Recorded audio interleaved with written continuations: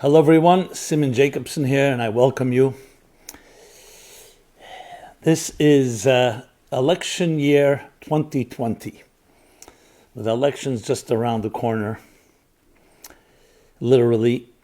And I know it's been creating for many people a lot of anxiety and stress, no matter what side of the aisle you may be. I've always maintained, and I maintain as now as well, that we should not be defined or shaped by events around us, by the hype, by the hysteria. Again, no matter what side it is, we should be defining ourselves from within. Who are you? And no matter what will happen in the election, you want to make sure that you and your family are the true winners. As such, we're going to be speaking about what we should be looking for in a leader. We're following the trajectory of Toward a Meaningful Life, my book, which covers the entire spectrum of life, personal, social, and theological, spiritual life. And we've been going through the chapters, but because of the time in which we're in, felt it appropriate to talk about leadership. To be very frank, I grew up in a spiritual discipline where the standard for leaders was very different than what you hear in the secular world, whether it's political leaders, business leaders, educational leaders, heroes and superstars, whether they are in the media or in sports or in Hollywood and entertainment, which very often are the role models, for good or for bad, to what most young men and women grow up with in this society we're in. I had the privilege, and I need to say it to be full disclosure and transparency, to be around what I would call a true, unique, rare individual, what I would call a true leader. Like a Moses, like the biblical Moses. His name was Rabbi Menachem Mendel Schneerson, known as the Rebbe. Those of you that know me, I'm not that cult-like type of glassy-eyed guy that just buys into anyone. I'm a natural skeptic. And yet I discovered in this man a selflessness, a dedication that transcended money, power, influence, control, that was truly reflective of love and care for others. You know how Moses, the first of all leaders, is described in the Bible? Very interesting. The first description of Moses, you'd think a brilliant man, a scholar, a very spiritual person, a pious human being, a man of God. No, he's described as a very simple and humble description. And Moses was a shepherd. A shepherd. He tended to the sheep, the flocks of sheep, in the land called Midian, which now would be like essentially modern day Jordan. And he tended to the flocks. And we're told a story that once the flocks of sheep were grazing in the meadows. Moses was the shepherd, so he was, of course, supervising. But sheep are quite docile and peaceful, not much to be concerned about. But he noticed one sheep was missing. One sheep. So if that alone is already interesting, among thousands of sheep, he noticed one. He began to look for it. It wasn't in the vicinity. And looking here, there, finally he found a sheep sipping water in a brook of water. And he realized that this sheep was thirsty. He felt bad because he had not been sensitive to that fact. He let the sheep finish drinking. He lifted the sheep on his shoulder, carried it back to the flock.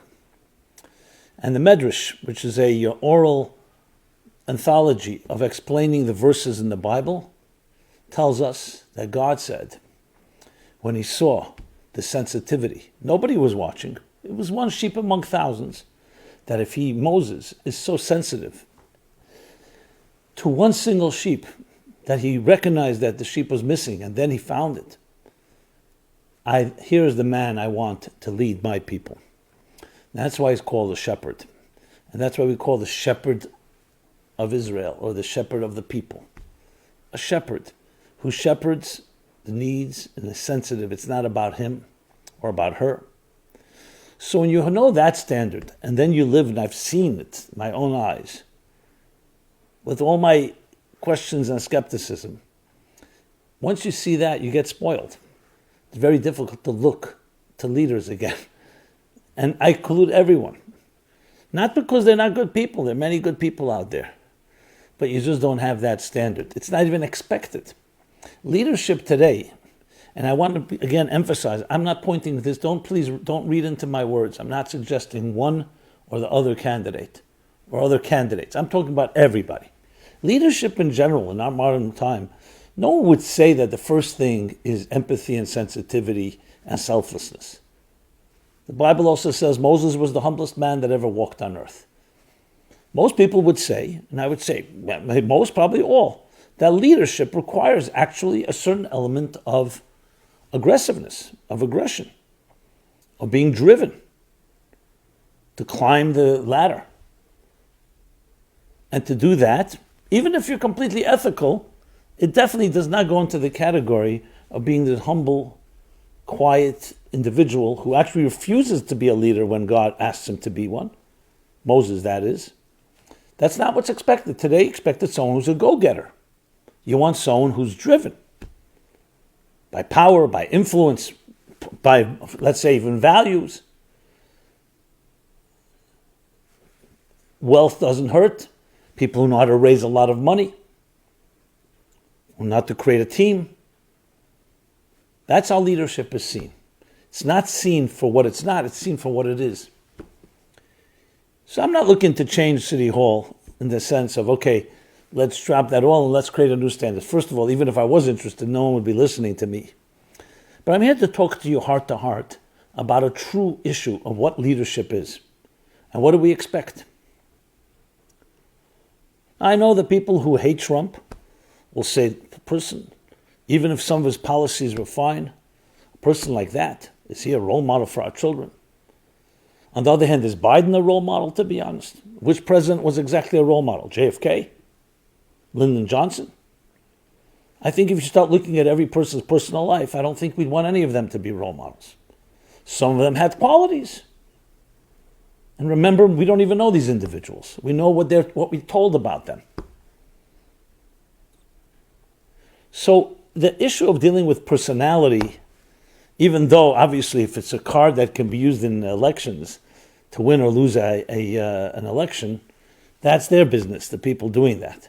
But from our perspective, when we talk on a human level, I don't know if there's anyone you can really look at. So I'm not discussing the elections per se, I'm discussing leadership per se. And leadership, whether it's in your own home and community and environment, or in the political scene, requires an understanding that I'm here to serve something greater than myself. Now, I know all the slogans. Some say Biden is that person and Trump is not. Or some say the other way around.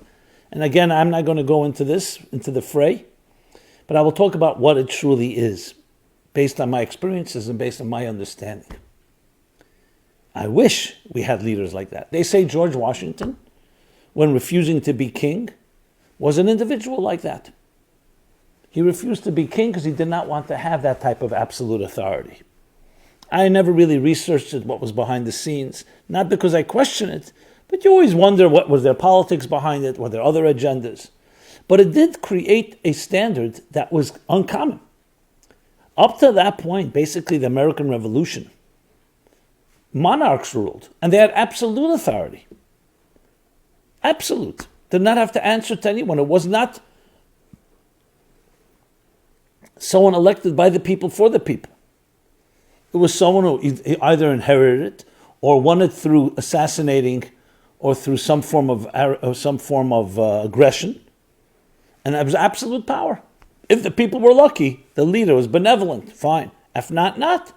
The monarchs ruled.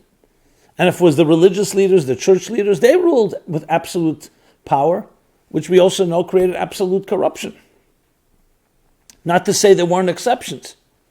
And the whole basis of leadership in the presidency in the United States, which became also a standard in other countries, was no leader has that type of absolute power. And this again is not, I do not want to feed into the some of the media headlines that Trump wants to be king, monarch. First of all, I don't believe it. And it's not because, and I know this already could get me into hot water, because someone say, if you don't believe it, that means you love Trump, and that means if you're not with us, you're against us. Please don't read into that. I hope we're all intelligent enough to understand nuances. It's not at all what I was intending to say. The country happens to be healthy, that we have checks and balances. And that, yes, then there are limits, term limits to every leader, presidents. FDR had four terms. He died in the fourth term, and after that, they limited it to 2 terms. Senators, representatives. And it's all part of understanding that a nation, that a monarch, a leader, is not a monarch. It's not about them, it's about the people. And above all, what about the people? To care like the shepherd that cares for the needs of the people. And the founding fathers, with all their flaws, somehow have found the wisdom to transcend themselves and document what a nation is meant to be. All people are created equal, and have created equal, have unalienable rights endowed to them by the Creator, you and I. And the shepherd is meant to shepherd, to steward, to be a steward that directs and guides that central foundational elements, those central foundational elements of a nation like ours. There's diversity, that's very healthy. That's how we've been created, with different opinions. So a shepherd knows how to appreciate diversity. He understands that it's not about being one type of person. Different opinions matter, but it has to be civil. And it has to be in a manner where we try to find the e pluribus unum, the one of the many. Not eliminating the many, finding the things that are common among us. Finding the synergy, finding the cross-pollination. Now, I wish someone wrote a manual for leadership that would be studied by all political science classes and courses. But for that, you need to have an element of spirituality. And this leads me to the most important point. Most people would think, or argue at least ostensibly, that spirituality, a business leader, a political leader, what spirituality? That's for weekends, or for those that are more living in a more idealistic, naive world. There's no room for spirituality. I beg to differ. I'm not sure how it evolved that the American currency has words like "in God we trust," "e pluribus unum," and the principles I mentioned earlier, is because everyone understood, the people who really established the foundations of this country, that spirituality is actually the key glue, fabric that keeps it together, because it's built on these ethereal values, not material ones. I studied the Declaration of Independence and the Constitution. You don't find there, it's not a business document. In other words, what are the ground rules of how we do commerce and business? Obviously, there are laws there, but it's not based on that. It's based essentially on allowing people to breathe, to spread their wings. And that's what a shepherd does best. So I'm not expecting any one of our candidates to become the shepherd of that standard, but I feel sad a bit when I start comparing what I consider, what I've learned that a true leader is all about, and what we have. So the question then is, you can either feel bitter and frustrated and just give up, or, as I've been trained, we have to be part of the solution, not part of the problem. And how do we do that? By talking. That's why I'm here. I'm here to discuss this, because if we can raise the bar and raise the standard just a bit, I'm not suggesting overnight, and I'm not that naive to think it's just everything's going to change. But the more of us talk about what leadership is, the more of us who act that way, not just living vicariously through the media hype on elections and election night, but in our own homes and families and communities, that has impact. Technology has the power, called the compounded power, the cumulative power, that creates an effect, a ripple effect, a butterfly effect. Never underestimate that strength. And that's what we need to be doing. Creating conversation, not just responding to conversation that others are creating. I find it distasteful, worse than distasteful, besides the nastiness and the ugliness of the elections and all the campaigning and the advertisements. Another thing, it's turning people into victims. You're a victim to what other people's opinions are, what they're selling you. It's time to think for ourselves. think. Is that possible? I absolutely believe it is. And it's those individuals that did think for themselves, that lasted through history, that were not shaped by whatever the popular trend was. To go back to the key points I want to make is, what is leadership? Leadership is about humility. Leadership is about recognizing there's a bigger picture. It's not about immediate gains. It's not about instant gratification. I find that, interestingly, in different individuals, even if they sometimes may sound not that way, but you have to look at the long term, the bigger picture, not the style of an individual, where the bigger picture is headed. Overall, the United States of America has been a country like that. And its crimes of its past and its flaws have been corrected by the very Declaration of Independence that those flawed people wrote, which tells you something, that it comes down to that something more important than you. I always tell this to individuals when they ask me about their lives. I say, let me ask you, what's more important? Is it about you, or is it about the cause? The cause. We live in a world where self-interest and self-preservation is very, very powerful. It may be the driving force. Dog eats dog, survival of the fittest. The true leader, like Moses, and the leader like the Rebbe that I grew up with, are people who live for the cause. And therefore they live on even when they're not here any longer, because the cause lives on. That is what we're looking for. Can I say that that will determine who you should vote for? If you find that, God bless you. I don't know if I found it completely, bits and pieces here and there. But this is the conversation we should be having. Should be controlling the airwaves. Now, I wish my voice can get out there, and I don't mean my voice, I'm conveying something that I believe are eternal and timeless truths. But I mean, if this can get out there and create real ripples, it can create change. And I think all of us have to do that. We have to right now make a determination.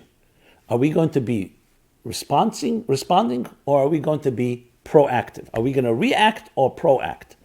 And that means instead of responding and saying, oh, did you see that? Here's my reaction. I'm angry. I'm happy. I like this one. I like that one. I like what this one said, that one said. Instead of being responsive, why don't we sit down quietly, you and I, and just compose yourself, write down on a piece of paper, what are the 3 most important values to you in your life, your personal life.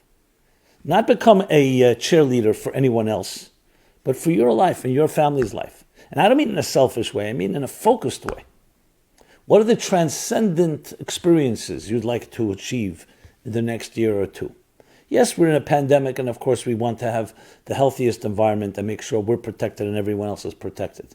But it's also an opportunity, as we've spoken about much, to look deeper and dig deeper when all the schedules, our summer plans, our winter plans now, our work schedule, school, entertainment, sports, you name it, has been disrupted. Now's the time to look inward.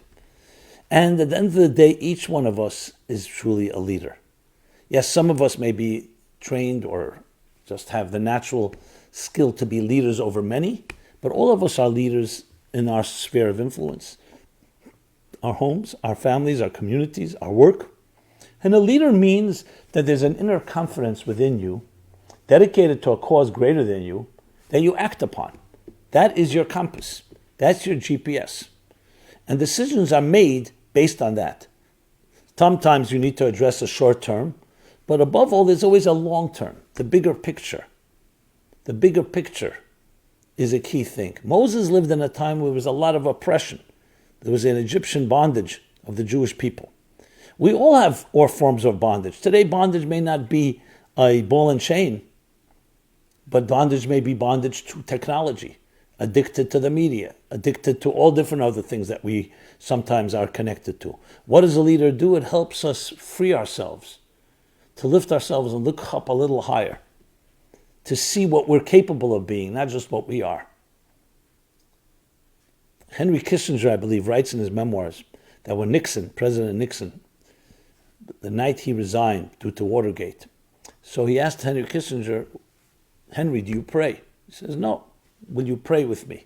And in the Oval Office, I believe, they got down on their knees and they prayed. Then they stood up. Nixon was going to go sign his resignation papers. The first time and only time in history a president resigned in shame and disgrace. The argument still rages whether he did the worst crime, others did the same, they just weren't caught. But let's not go into that. So Kissinger writes, this is my recollection, that when they went out into the hall, there's in the White House, there's a big painting of JFK, pensive in a pensive pose, sitting on a chair with his chin down in his head and his chin in his arm, contemplating. Nixon went over to the painting and said to the painting, whispered quietly, he says, they love you because you remind them who they want to be. They hate me because I remind them of who they are. Interesting take. I mentioned JFK. When you get to know his character and a lot of the shenanigans behind the scenes, you may have a different take. But the concept is a very powerful one. A leader reminds you and encourages you and inspires you to who you want to be, who you should be, how great you can become. And there are those that remind you of who you are, and you don't usually like them. One of the great Hasidic masters, Rabbi Shneur Zalman, said that a person has to always know how small they are and how great they can become. If you only know how small you are, then usually you'll just be self-defeating. If you only know how great you can become, you can have illusions of grandeur. You need both, the humility of knowing who you are, but the hope, the confidence to know what you can become. Look for people, friends, teachers, colleagues, leaders that help you become greater than you are. That's the ultimate goal of a true leader. Greater than you are. And when you have that in your life, feel blessed. I've had that in my life. It creates a standard that is beautiful. And then you have to figure out how to take a world that may be in a lower standard and help elevate it to that place. So be a leader in your own right. Just don't look at others and say, oh, there's no leaders out there, and just give up. No. Part of it is to be proactive in your own world. And the way to do that is every day find things that you initiate. Initiate a kind message, a beautiful, gentle message to another person. If you felt that this program is meaningful, share that. Share other things. And that's how we become proactive leaders in our own way and create the ripple effect. We can teach our children by being a role model of what it means to be a shepherd, sensitive, big picture, helping people become greater than what they are, to find out what you can be, not just who you are. Thank you very much. We're here every Sunday, live 3 p.m., and it's archived, so please share and like and share your comments and thoughts and feedback. It's always a most dignified honor to share a few words with you, especially in these times where we can rise above the fray by soulfully connecting. Be well. God bless you.